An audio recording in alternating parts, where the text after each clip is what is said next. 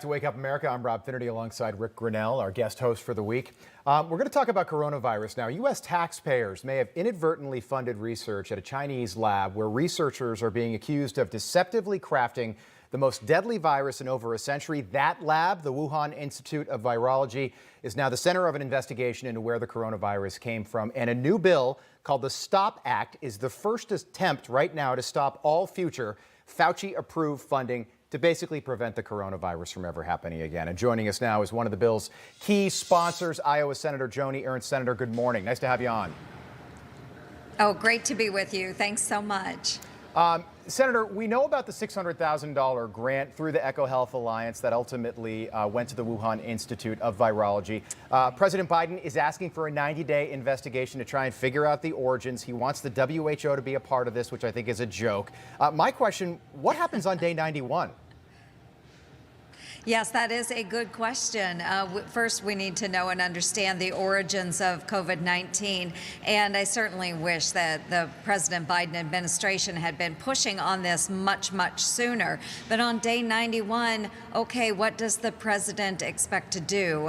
He needs to be very heavy-handed in this. If we find out that there was a lab leak or it was developed at the Wuhan Institute of Virology, we haven't seen a plan forward coming from this administration, but my colleagues and I are very intent on discovering the origins of COVID-19, but then also stopping the funding that continues or had continued to flow through the NIH to EcoHealth Alliance and in return to the Wuhan Institute of Virology. About $600,000 of American taxpayer monies went to that institute. The NIH continued to grant dollars to EcoHealth Alliance, even though they have refused to answer how that money was being spent at the Wuhan Institute of Virology. So there's a lot of unanswered questions here. You're right that the WHO, they've had their opportunity. We need independent investigators. Right. Senator, are we at the start of a new Cold War with China? It seems like every time that we turn around, there are new revelations about what communist China is doing, and we didn't know about it. Yes, and that's a great way to phrase it. And I hate that we are going down this path, but certainly we can't trust communist China. And we have seen that in a very, very damaging example with the global pandemic. Over 3 million people have lost their lives because of something that came out of China, whether it was on purpose or inadvertently. We had a global pandemic. They refused to answer questions. They refused to allow investigators in. They have destroyed evidence. So this is very damaging, not just to any sort of friendship or alliance that could have been with the United States, but with many of our partners around the globe. We cannot trust communist China, and certainly the way you phrase it with a Cold War, that is very apt. Your colleague, Senator Lindsey Graham, says a sanctions package like we've never seen before could be up next for China. I'm curious about corporate America. The coronavirus is totally unique. Corporate America's got to play a role in this. Companies like Nike, Apple, the NBA, companies that are making an absolute fortune right now in China despite or in spite of the human rights abuses happening with Uyghur Muslims. Yeah, absolutely. And it's very discouraging when we have corporate America that preaches to Americans, and yet they are allowing these types of abuses to happen overseas in various factories.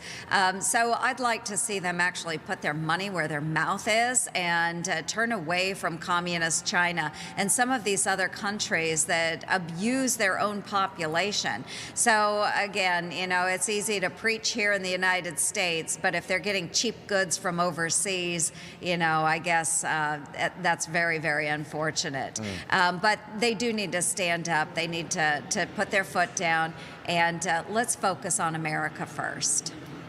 Senator, tomorrow we're going to be speaking to Congresswoman Lisa McClain from Michigan, who has a bill where she is going to call for a separation between any U.S. company that is working in China, but also trying to get contracts in America with Intel or DoD contracts so that there would be a total line in between. You can't work for communist China and American intelligence agencies. Do you support something like that?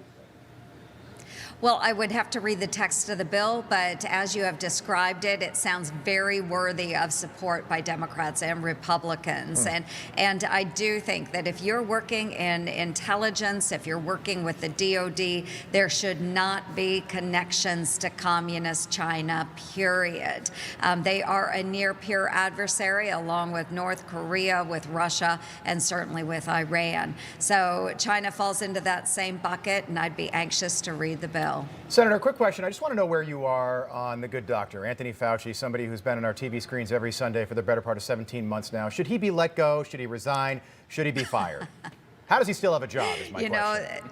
And, well, I think that Anthony Fauci, Dr. Fauci, has done enough damage. He certainly has been the face of coronavirus, and yet has sent a very confusing message to the American people. And that's very, very unfortunate. We need to follow the science. We know that we're climbing out of coronavirus, and yet we still see mixed messages coming from Dr. Fauci. It's very unfortunate. Senator, we're running out of time, but I would be remiss if I didn't ask you about Kosovo. You're such a leader on the issue of Kosovo. Yeah, thank you. Can you tell us a little bit about your work there? Unfortunately, we don't have a ton of time. Well, we certainly have shared.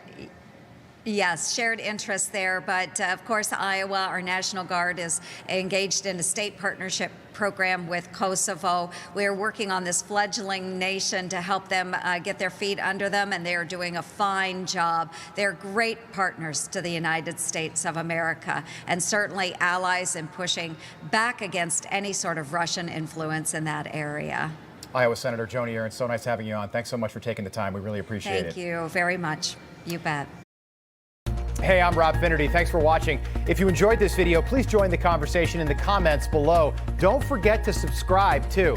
Hit the bell icon to be alerted to breaking news. And remember, there's a whole lot more on Newsmax TV, America's fastest growing cable news network. Newsmax TV, we're real news for real people.